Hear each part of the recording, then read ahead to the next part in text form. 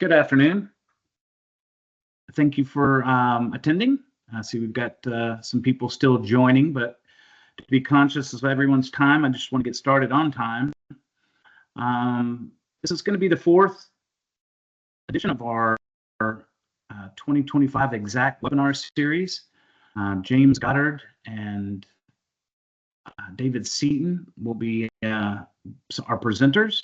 We're going to be talking about real-time awareness, how to do some event linking and event monitoring within the Exacq Vision VMS platform. So without further ado, as people come in, I'm going to go ahead and turn it over to James Goddard. James is our sales engineer. I'll let him tell you a little bit about his career with Exacq, but he's been around for a long time, very knowledgeable, and we're lucky to have him. So James? Yep. Okay. My name is James Goddard. I am a technical sales manager for Exacq Technologies. I will be doing the presentation today. It'll be a mix of PowerPoint presentation as well as the actual client application. I'll show some of the event linking and event monitoring things that I'll talk about in the PowerPoint. As the presentation goes along, we do have either a chat or a Q&A. There's two sections there. You should be able to type in either one, and we'll have a couple people monitoring that. And I'll do my best to answer those questions towards the end of the presentation. But feel free to type any questions you have into either the Q&A or the chat. And we'll go ahead and get started here. This is the real-time awareness, event linking, and event monitoring presentation today. There's a series of these. Let me kind of show you some of the other topics. Now, this is the ISC West schedule, but these are ones we've done in the past as well over webinar. We've also done a lot of Illustra Analytics, the new Exacq mobile app, as well as Illustra LPR, using the Illustra LPR cameras in the Exacq Vision application, and then the archiving piece, which talks about the S Series, Wasabi, and S3 cloud options. So those have all been webinars that we've done in addition to the one that we're doing today here. But today, we are doing event linking and event monitoring, real-time awareness.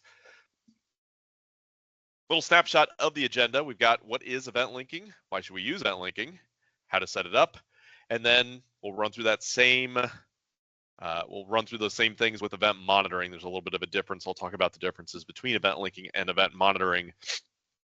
On a basic level, event linking is to react to certain events that are occurring with your Exacq Vision system. That could be motion, that could be a trigger, that could be any number of things. And then taking action when that happens via a email notification or a video recording, whatever it might be. Event monitoring is more tailored for live video monitoring. So if you have someone at a security operations center, a SOC, as sometimes you'll hear to it referred, the event monitoring allows you to react in real time. So if I am a security guard and I am watching video and I see a big pop-up come across the screen, the event monitoring allows me to react to that in a much more efficient way, as opposed to me maybe noticing something out of the corner of my eye. Maybe I've dozed off a little bit. Watching security video all day long gets a little tiresome, but if you have something that pops up real big on your screen, it makes it much easier to notice critical events. And so event monitoring is really more tailored for live video monitoring and reacting to that in real time. And we'll talk about how to set up event monitoring as well. There is a link down at the bottom, the support.exacq.com video library.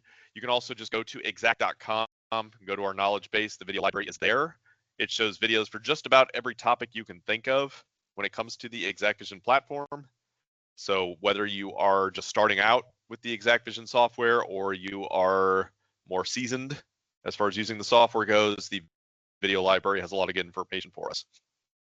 All right, what is event linking?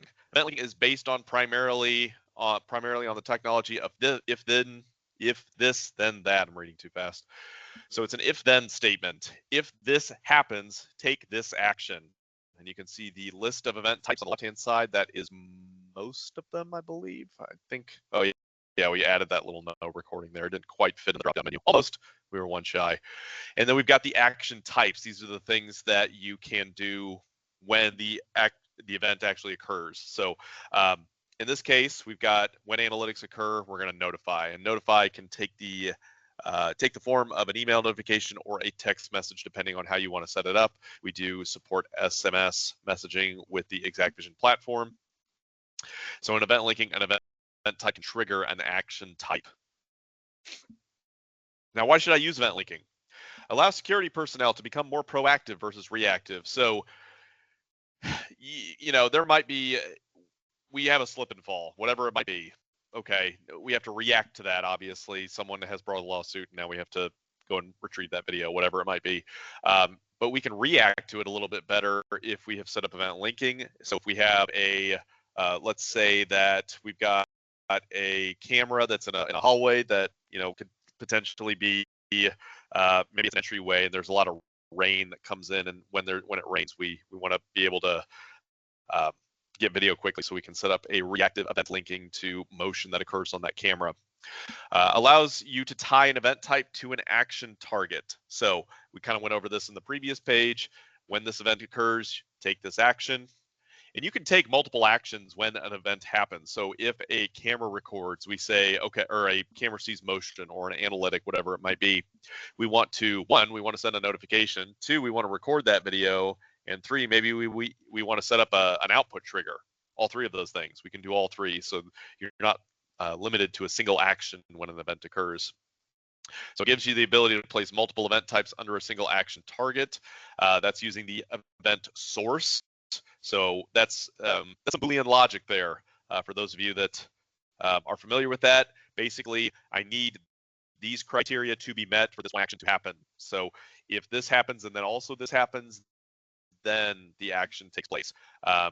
So we have the ability to have multiple event types under a single action target. So we have to have all these things occur in order for this action to take place. Or you can also use, rather than an and, you can do an or. So if this happens or this happens, take a single action target. So if we have like there, a good example would be, rather than having to set up an event for all of my cameras going offline, we can set up one event using event source and say, if this camera goes offline or this camera goes offline or this one goes offline, notify me. That way we don't have to set up multiple events for that type. You can, if you want to do things the hard way, but we can set up multiple event types with an or and operator to take a single action. And then allows alerts, notifications for health monitoring. Sorry if I sniff here. I was a little under the weather earlier this week. I don't know what it was. I do have a 3-year-old who is in daycare. I'm honestly surprised I don't get sick more often, but so I apologize if I am sniffing a little bit. I'll try to keep that to a minimum. Allows alerts, notifications for health monitoring. So we can do alerts when there are off, maybe temperatures or fan speeds are weird, and the health monitor, we need to be notified that there's some sort of health warning there, or a camera going offline, that kind of the example I just used there. Allows you to tie an event to an output trigger. I talked a little bit about that, using multiple actions. So if a camera sees motion, or a camera sees motion maybe during certain times of the night, we can output trigger to an alarm, because maybe there are certain cameras that are in businesses that expect to see motion during the regular working hours, but in the off hours, then we know we need to be notified of that. So we can notify, we can turn on an alarm, something with an output trigger. Permits the ability to tie a keyword from a serial input to an action target. Biggest or best example, not biggest is the wrong word. The best example, or most common example, I would say here with a serial input would be let's go with a cash register, point of sale. If there is a void or a no sale, we can set up an action when that occurs. And there's lots of different serial devices that output serial data that we can interface to. Basically, anything that sends an ASCII stream, we can use that. And so you can look for certain types of keywords. You can set up events from those. Allow the ability to tie an event from an alarm panel to a specific action target. So if you have an alarm panel to a specific action target, you can do that, or you can do that via one of our integrations, like Cantech, for example. Allows the ability to send notifications if cameras drop connection or stop recording. I talked about that as well. So if cameras drop connection, that's bad. We want to know about that. It's also bad if they stop recording, and that's almost more sinister, because in that case, what's happened is it appears that everything looks correct, but then you have an incident that you have to go back and recall video, and it turns out that camera wasn't recording anything. So we we can set up events that say, if this camera does not record anything for a certain duration, then send me a notification. So there's a lot of flexibility, a lot of things that we can use within the event linking page here. Now, how do I set up event linking? So we navigate to the event linking page and configure system. Pretty much everything we're going to talk about is configured under configure system. Configured under configure, as the name suggests, configure system. Most of the setup is done in configure system with a few exceptions. But click on a new and then select event type, followed by an event source, action type, and action target. So there's an if, it's an if then statement. When you select an event, you then have to specify the event, and that would be or the event source, I should say. So for example, if we select a camera disconnecting, well, which camera? We have to select the camera, so that's the event source. Action type, so we want to notify. The action target would be, we wouldn't want to select the email that's set up to notify us if there's motion, because that's not the one we care about. We want to know about the one that notifies us if the camera's offline. So we select the camera offline notification. So that would be the action target. The event type is whatever the event is. In this example, we're going to use an analytic. In the event source, we will be choosing a person detection for our object analytics. So you can set up analytics within a camera. I'll try to show this a little bit in the client a little bit later as well. Select action type. We'll be choosing notification. Finally, choose action target. We will be choosing an email notification previously configured. So this bottom, I think I mentioned this very briefly a little bit ago. Pro tip, use time of day schedules with events. Example, create an event link for an analytic event to only trigger from 10 p.m. to 5 a.m. So pretty much that example I talked about just a second ago. We have a situation where the business expects to see motion during the day. We don't care if the camera sees motion during that time. However, if the analytic detects a person in the off hours, or in this case, the night hours when no one's supposed to be there, maybe the business is locked down at that point, and that means that someone maybe broke in or whatever it might be, then we can use the schedule. So that's another question I get a lot with the event linking page is, if I set up an event, can I schedule it to only be active during certain times of the day? The answer to that is yes. You don't have to have an event active 24/7 if you don't want to. So here's a short video. We can see the selection of analytics based on the event type. If you have a lot, you can search for an event source. In this case, we are going to select the person detected object detection, and then we're going to select notify as our action target, type. And then we're going to select the access breach alert as the action target there. So that's setting up the event linking page. Again, we are on the event linking page in configure system. You can see that in the top left-hand corner. That's the gears icon.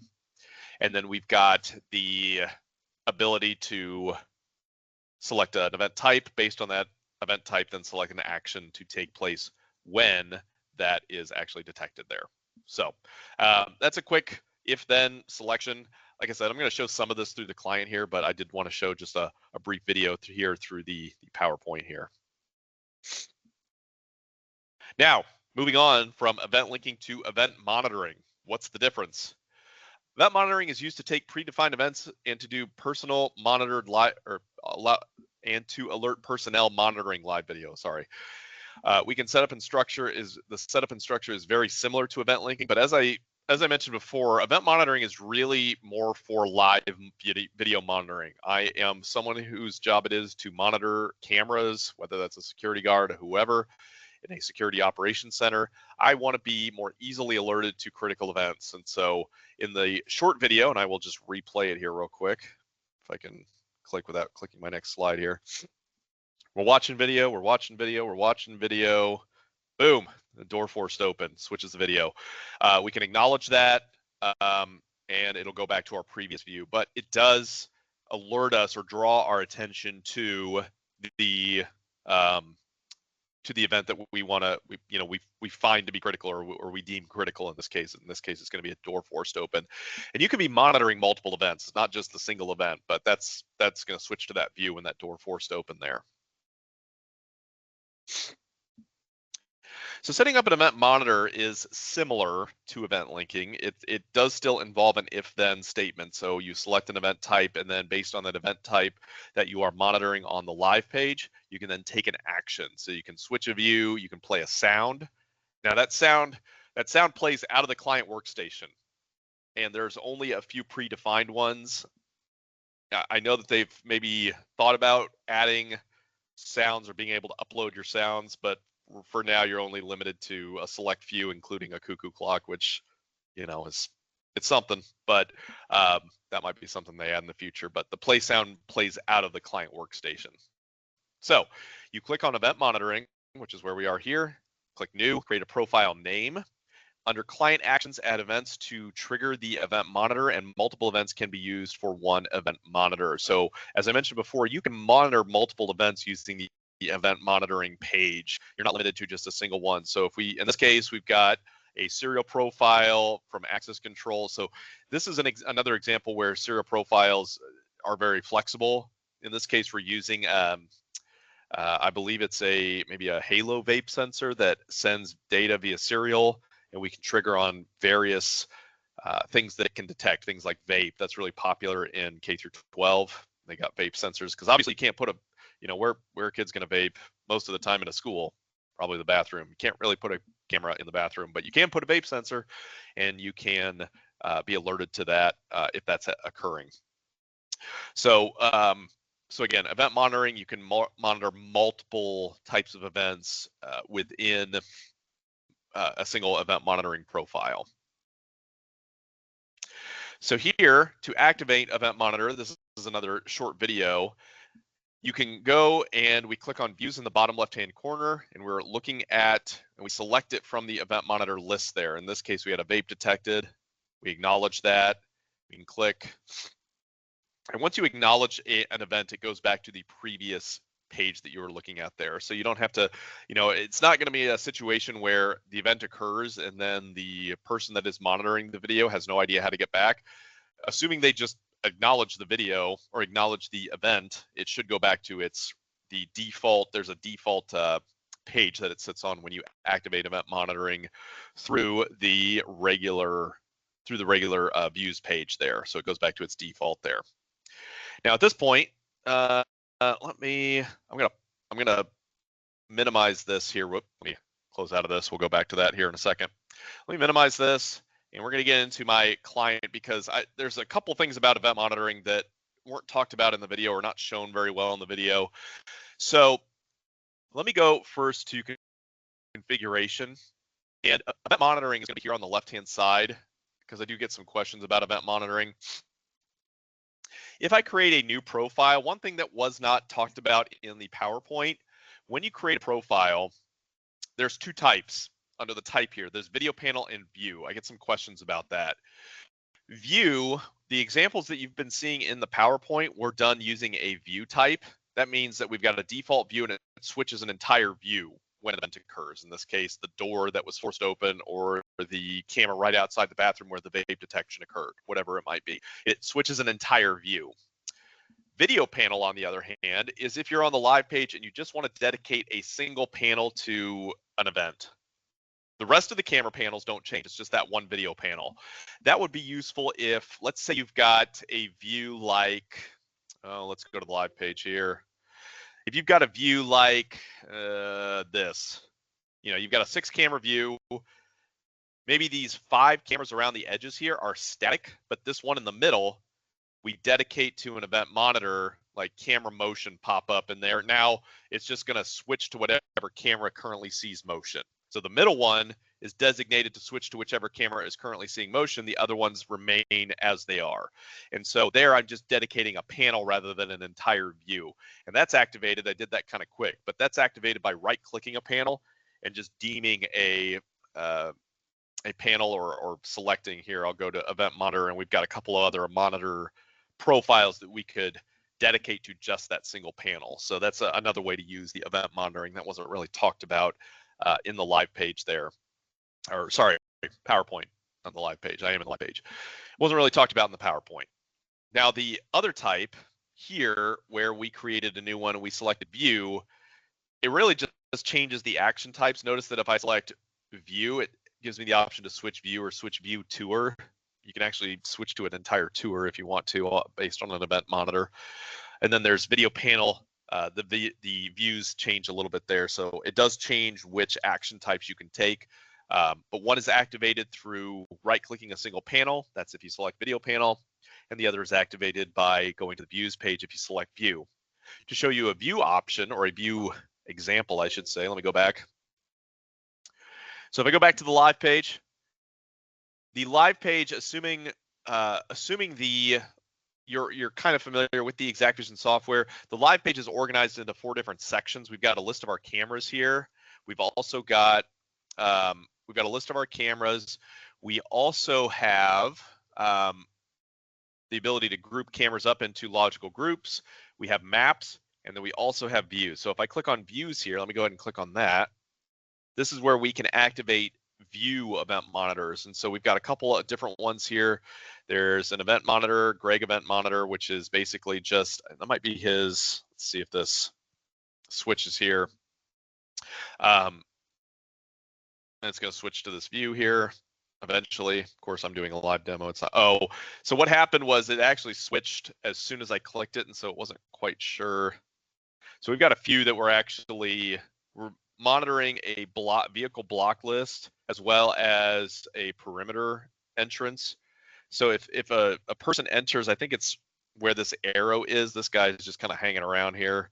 So that's kind of mucking up my results. But if I close out of this, it goes back to the standard view, or the default view. I think maybe if we look here, this person's about to enter that region of interest. Maybe not.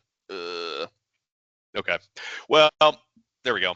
So that person just entered that region of interest there, and so I saw that. Okay, I'm gonna go ahead and acknowledge that. I click this, it goes back to my default view. So that's how you actually, kind of the example we showed in the video, where you have a default view and it switches to an entire view based on the event that is supposed to trigger it there. So this is an access camera actually looking at a college campus, and so it's the analytics are triggering that, the person being detected there, and that's what I think it's when they enter this little region here. So let me go ahead and close out of that. Heard myself for a second there when David unmuted himself. And so that's how you use it in the live page. You can go either through the cameras page and dedicate a single panel to a specific monitor. The example I like to use there is a single monitor dedicated to whichever camera is currently seeing motion. And then we've got the views page here, and you just saw another example where someone entered an area and it brought my attention to that. And I can see that, okay, there's someone just kind of hanging out there that keeps going sort of in and out of the region of interest. I acknowledge that, go back. And so that's an example of how to use it through the views page. So again, event monitor can be either used for views or individual camera panels in the camera page here. Now, going back here, if you thought you were done with the PowerPoint presentation, you thought wrong. We have 2 more slides that I want to talk about here. This is where we give the shameless sales plug. The Exacq Vision Vantage is where we use the Illustra cameras with the Exacq Vision built by Exacq Vision servers. So if you purchase an Exacq server, you get free Illustra licensing. Now, the way this works, and you just saw a bunch of analytics that we triggering events. All these Illustra Flex and Pro cameras support a lot of these analytics. Any of the current Gen 1s certainly do. If you buy an Exacq Vision server and then you decide to purchase some Illustra cameras, you can go to our registration page, and it will allow you to generate a license key based on the number of Illustra cameras that you have. So if you purchase 10, you put in your MAC address, it will generate a key for you, and you get 10 free licenses. Now, when you do this, we do recommend only doing the number of cameras that you have, because while the initial the initial license is free, the SSA is not. The SSA is what renews the license key. If you mess up and you accidentally license it for too many Illustra cameras, we can deficit that. Whoops, I forgot that this works even if it's in minimize mode, or you can set it up that way. So let me close out of that. Anyway, it's doing what it's supposed to. It's working correctly. We also have the ability to, like I said, we can deficit the license if you mess up. And you can also add additional Illustra cameras. You get 10, you decide these are great cameras, I want to add more. You get 10 more, you can generate another 10 licenses. So you don't have to, you're not locked into the amount of free licenses that you put in there initially. You can always add more at a later time. So that's the Exacq Vision advantage with the Illustra cameras. And then this last slide here, this is maybe, depending on how nerdy you are, this may or may not be exciting, I don't know. Windows 11 is now shipping for A series and Q series. that is a big deal because obviously Microsoft supports their OSs for only so long. So if you have Windows 10, we do have part numbers that allow you to upgrade to Windows 11. Those are down at the bottom there. And so we do have the ability to upgrade to Windows 11 if you have a Windows 10 server that you want to continue using and you want to use a supported OS. Not that Windows 10 won't be supported for a little while by Microsoft, but Windows 11 is now shipping on the ANQ series there. So we are shipping with Windows 11 on Exacq, built by Exacq Vision hardware. Okay. That does it for the presentation today. Hopefully that was informative and not too dry. I know that when we talk about security software, try to keep it as engaging as possible. It's why we also try to keep it under a half hour, because after that, people's attention is probably going to wane, and I don't blame them. So, but hopefully this is some good information for you. I'm going to go ahead and check the Q&A and the chat here. Let's see if it looks like we had a comment from Joe. So if we have, everything I've shown you as far as cost goes, everything I've shown you, Exacq Vision is all based on how many cameras you have.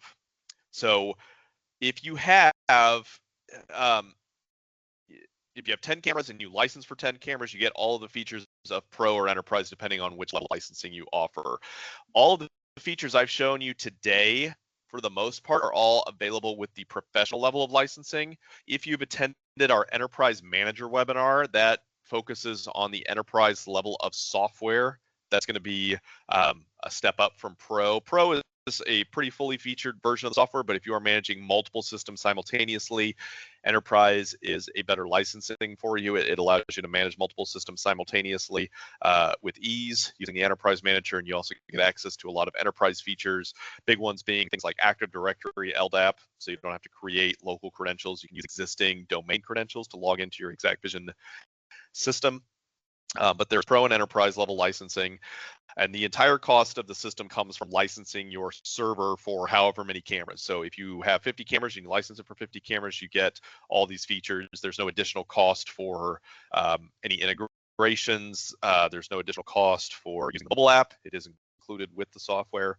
And we do have a new, I wouldn't say brand new mobile app. It's been out now for almost a year, although in the lifetime of the software, I would say it's new. So less than a year is probably still considered new, I would say. But it no longer uses our web service. It now communicates directly with the server software. So it is a new and improved mobile app. And it actually, you can use the event monitoring page within the mobile app as well that I showed you. Any event monitors that you've created, you can also pull up in the mobile app, and you can get push notifications to let you know when certain events have occurred, even if you're not at your desk. So another advantage of the new mobile app. If there are no other questions or comments, I don't know if anyone from TPI or David want to say anything, but I've wrapped up for today, and so if there are no other questions, hopefully you guys had a good presentation, or you enjoyed the presentation, and I hope you enjoy the rest of your days. Depending on where you are, hopefully it's not too hot here. It's very humid, which I dislike, but I deal with it because I live here. So, hey James, this is Kyle. I got a quick question. Yep. Sure. Hey, as far as because you're creating notifications and such, as far as setting up the notifications in Exacq, as far as email addresses, cell phone numbers, is that an easy process? Yeah. So let me show this real quick. I'll just show you where it is. Yep, I know. End of slideshow. Okay. Let me pull up my client here real quick. In the client, in the configure system, if you go to the notifications page underneath an NVR, an individual notification is set up using an email server. In this case, we're using Office 365. So here's the address, smtp.office365.com, port 587. Create an authentication. Usually I recommend just creating an email within that domain specifically for this feature. And then you just add fields here. So different email addresses that you can send it to. If you are wanting to send a text message, that depends on your phone provider. That would be things like, if I'm AT&T, it would be my number at txt.att.net, I think is what their syntax is. It just depends on the phone provider, but you just put that into the to field and you'll get a text message rather than an email. You can also CC or blind carbon copy if you're sending this to multiple people. We've all received those emails where someone replies to a carbon copy and they didn't blind carbon copy, and now you've just gotten a note, whole nother email chain. So anyway, so you can reply that way. I get asked this a lot too, and like web cloud-based mail platforms like Gmail or Yahoo and stuff like that. Mm-hmm. Are they? I've Do you have? Go ahead. Go ahead. I've used Gmail. I've used Yahoo. The only thing that sometimes happen, there are occasionally with those public ones like Gmail or Yahoo, and I don't know this off the top of my head, but they sometimes view Exacq Vision as a malicious. For whatever reason, they view Exacq Vision as a malicious program. And then what you have to do is go into that email account settings and allow connections from Exacq. That's the kind of the gotcha as far as using one of those public ones goes. But I have used both of those before for it. So I think that's the thing that I had is that it was being blocked for some reason. Yes. That makes sense. Yep. Okay. Yep. Thank you. So, yep. Sure. No, thanks for attending. We do have an upcoming one coming up next month. It'll be the 5th one in our series. And if you're interested in signing up for that one, you can visit our website at tpireps.com and click on the webinars tab. We will be discussing enterprise video management, our EM software, which is a free piece of software that we offer to our enterprise licensed cameras and solutions. And it should be another great one. James will be presenting again. So that'll be on August 20th at 3 p.m.